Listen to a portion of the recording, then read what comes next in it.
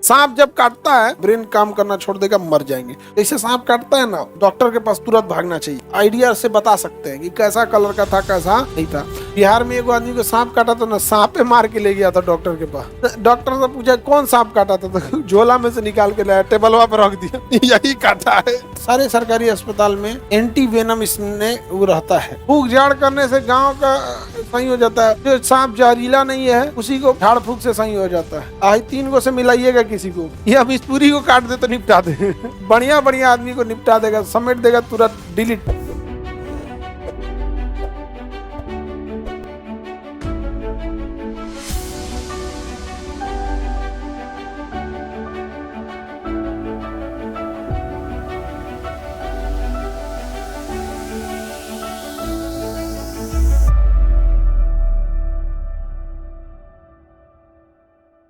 सांप जब काटता है तो उसका जो जहर होता है, कोई भी चीज काटता है तो उसका मेनली 2 टाइप का जहर होता है। या तो आपको ब्रेन को लॉक कर देगा, ब्रेन को क्या कर देगा, लॉक, या तो आपका हीमोग्लोबिन को लॉक कर देगा। देखिए होता क्या है कि एक जहर होता है हीमोटॉक्सिक, इससे बचना बहुत ज्यादा टफ नहीं है। एक होता है न्यूरोटॉक्सिक। न्यूरोटॉक्सिक जहर ब्रेन तक जाता है और ब्रेन के लॉक कर देता है, ब्रेन काम करना छोड़ देगा, मर जाएंगे। तो न्यूरोटॉक्सिक न्यूरॉन को करता है, हीमोटॉक्सिक खून को गाढ़ा कर देता है। खून को क्या कर देगा, गाढ़ा, इतना गाढ़ा कर देगा दही जैसा। लस्सी देखिए, दही, अब दही इतना गाढ़ा कर देगा तो उतना स्पीड से हमारा ब्लड पंप नहीं करता है। 120 के प्रेशर से हमारा ब्लड क्या हो रहा है, पंप हो रहा है। 120/80, 120 उतना से पंप हो रहा है। तो उतना से पंप होने के लिए ब्लड का पतला होना जरूरी है। अब थोड़ा सा गाढ़ा हो जाए चलेगा, एकदम दही जैसा हो जाएगा तो 120 के प्रेशर पे नहीं जाएगा। फिर उसको प्रेशर देना पड़ेगा 450 का। 450 का प्रेशर देंगे ना, नसें फट जाएगा। 450 के प्रेशर पे नस फट जाएगा। तो अब या तो नहीं तो ब्लड इतना हो गया। जैसे सांप काटता है ना, तो डॉक्टर के पास तुरंत भागना चाहिए, तुरंत डॉक्टर के पास भागिए। समझ में आ गया। और सांप के बारे में थोड़ा सा आइडिया, अगर काटा है तो एकदम घबराने नहीं, अगर देख लिए हैं तो आइडिया से बता सकते हैं कि कैसा कलर का था, कैसा नहीं था।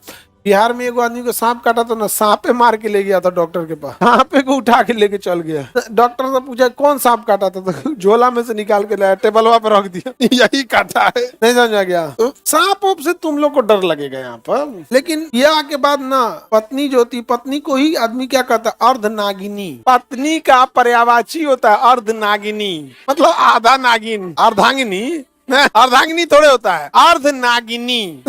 तो जितना शादीशुदा आदमी है उसको सांप का जहर आधा चढ़ता है। समझ में आ गया कि नहीं आ गया? क्योंकि अर्धनागिनी, समझ में आ गया कि नहीं आ गया? तो महिला सबको खराब ना लग जाए, अर्धनागिनी बोल रहा है, हमको नागिन बोल रहा है, खुलेआम बोला जाता है, इसके लिए थोड़ा सा घुमा दिया उसको। अर्धनागिनी, अर्धांगिनी, क्या कर दिया, अर्धांगिनी। आगे बढ़े, बोलिए इंटरनल ब्लीडिंग क्या होगा? चोट लगने से इंटरनल ब्लीडिंग होता है। सांप का जहर 2 ही टाइप का होता है, neurotoxic and haemotoxic. Haemotoxic haemoglobin पे असर करता है, खून को क्या करता है, गाढ़ा बना देता है। इसके लिए डॉक्टर एंटी कोलुगेंट देता है और ब्लड थिनर देता है, जिससे ब्लड पतला हो जाए। और प्लस में 5-6 बोतल पानी चढ़ा देता है कि एकदम में पंचुछुर हो जाए। और थोड़ा सा बीपी बढ़ाने की दवा देता है। पता चलता है कि 3 बोतल पानी चढ़ा दिया, बीपी 120 है, और कौन चीज समझ रहा है रे, हम पंपिंग सेट हैं, हमारा समुद्र में उतार दिया। भैया पंपिंग स्टेशन कौन है, हॉट है।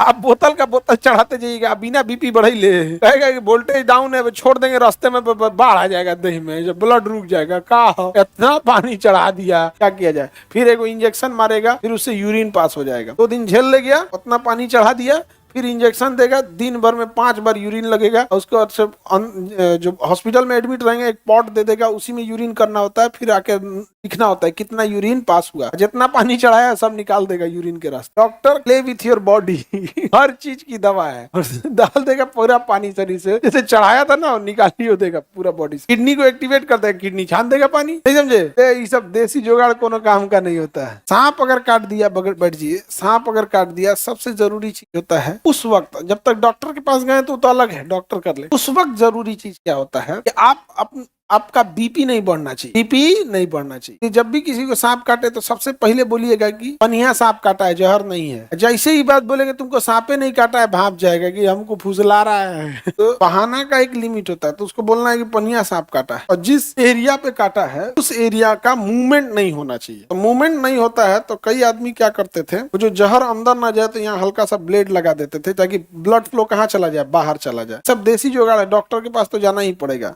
एक तो ब्लड फ्लो वाला हो गया, नहीं तो एक तो लकड़ी रख के हल्का सा धागा रस्सी से हल्का बांधते ताकि वो एरिया में मूवमेंट ना हो, क्योंकि जितना मूवमेंट होगा वो एरिया में ना वहाँ ब्लड फ्लो ज्यादा होगा। तो मूवमेंट रोकने के लिए, ना कि बांधने के लिए। इतना ना चौड़ दो वहाँ प्रेशर बढ़ जाए, वहाँ ब्लड प्रेशर बढ़ जाए, क्योंकि बांधोगे ज्यादा ऐसा थोड़ी ब्लड प्रेशर नहीं आएगा वहाँ, और प्रेशर क्या हो जाएगा, बढ़ जाएगा। पता चला एक टोटी है, देखते हो पानी तरी दिया जाता है दीवार पे, तो टोटिया तो ज्यादा दाब दिया जाता है, तो प्रेशर क्या हो जाता है, और तेज भेज देता है यहाँ पे, तो दिक्कत हो जाएगा। बस वो मूवमेंट ना हो उस चीज के लिए होता। तुरंत जाइए, कोई भी कितना जहरीला सांप हो 3 घंटा से 4 घंटा टाइम देता है आपको मरने से, तो उतना जल्दी आप अपने जिला में पहुंच सकते हैं। और जिला में कोई सरकारी अस्पताल, सारे सरकारी अस्पताल में एंटी वेनम इसमें वो रहता है। आपके पहुंचने से पहले किसी दूसरे को वहीं भेज दीजिएगा, पता कीजिएगा कोई जिला में पहले से है कि नहीं है, और किसी को आगे भेज दीजिएगा कि तू जो पहले पूरा नंबर वंबर लगे ले रहा, नहीं तो पता चला सरकारी अस्पताल में 2 घंटा लाइन में लगल रहेगा। कहा सांप काटा है, अभी लंच हुआ है, नहीं पूछता ऐसा कुछ। आपका इमरजेंसी है, आपको कुछ बड़ी तकलीफ होता है, और उसका लंच के बाद आएगा क्या सांप काटा था, दवाई खत्म हो गया। चोट्टा पहले बता दे तो कोशिश कीजिएगा प्राइवेट में भाग जाए। इमरजेंसी स्थिति में सरकारी में नहीं भागा जाता है। सरकारी स्कूल में, सरकारी अस्पताल में लोग शौक से नहीं मजबूरी में जाते हैं। वही जा रहा है जिसके पास पैसा नहीं है, जब कुछ नहीं कर सकता है तब जा ले का। सुनो एगो कहानी,